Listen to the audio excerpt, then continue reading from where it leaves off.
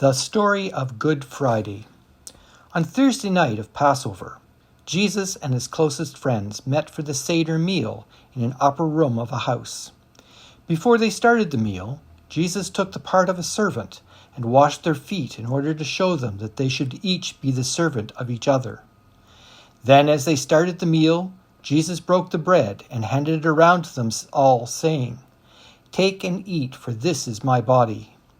At the end of the meal, he passed the cup to them, saying, "This is my blood of the covenant, which is poured out for many for the forgiveness of sins." During the meal, Jesus revealed that Judas would betray him, and that Peter would deny him 3 times before the rooster crowed to greet the morning. Later that night, Jesus went to the Garden of Gethsemane with his disciples to pray. While he was there, Judas brought soldiers from the high priest and betrayed Jesus to them by kissing him. When the disciples wanted to defend him, Jesus stopped them, telling them to hurt no one. Jesus was dragged away by the soldiers, but not before shaming them for needing to arrest him in the dark of the night.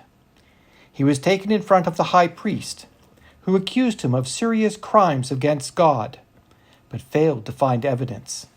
Jesus remained silent except to finally agree that he was the Christ, the Son of God. This was enough for the high priest. Meanwhile, Peter was hanging around outside near a fire with the servants of the high priest. While he was there, he was accused 3 times of being a follower of Jesus. Scared, 3 times he denied it. After the 3rd time, a rooster crowed, just as Jesus had foretold. Jesus was then sent by the high priest to the Roman governor, Pilate, with the request that he be put to death. Pilate questioned him, but Jesus refused to answer any of the charges the priests brought against him. When Pilate learned that Jesus was from Galilee, he sent him to Herod, the king of Galilee. But Herod could find no reason to kill him either, and so sent him back to Pilate. Still, the priests persisted. Finally, Pilate, under the tradition that the people during Passover could request a prisoner to be released, turned to the crowd and asked if they would like to have Jesus or Barabbas released. Minions of the priests stirred up the crowd to call for Barabbas. And when Pilate asked what they wanted done with Jesus, the minions led the call for him to be crucified. So Pilate gave the crowd their way, but washing his hands told the people that it was their fault. Jesus was stripped, beaten, and forced to carry a cross through the streets of Jerusalem to Golgotha, the place of the skulls. When Jesus collapsed under the weight of the cross, a man from the crowd was forced to carry it for him. There at Golgotha, he was crucified between 2 thieves, with a sign from Pilate over his head saying, "Jesus, King of the Jews."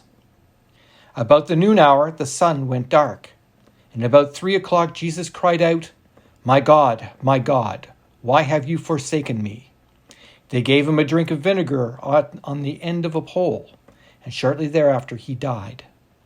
At that moment, the curtain of the temple was torn in 2.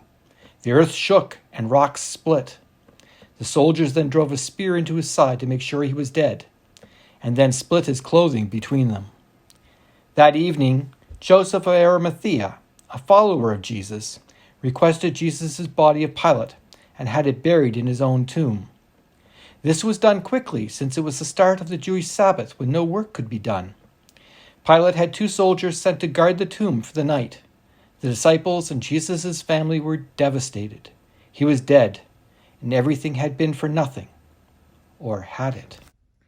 Hello, Sir Winston was telling me that he thinks that story is kind of sad, and he's right.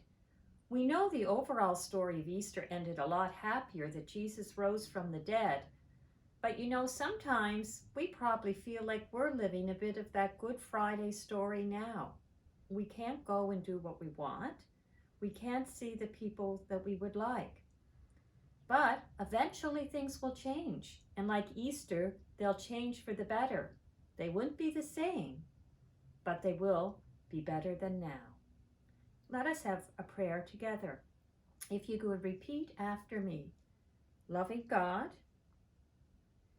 thank you for helping us when we are scared and sad about what is happening. Thank you for the people who are looking after us and others. Thank you for loving us. Amen. And we'll see you next time at Kids Corner.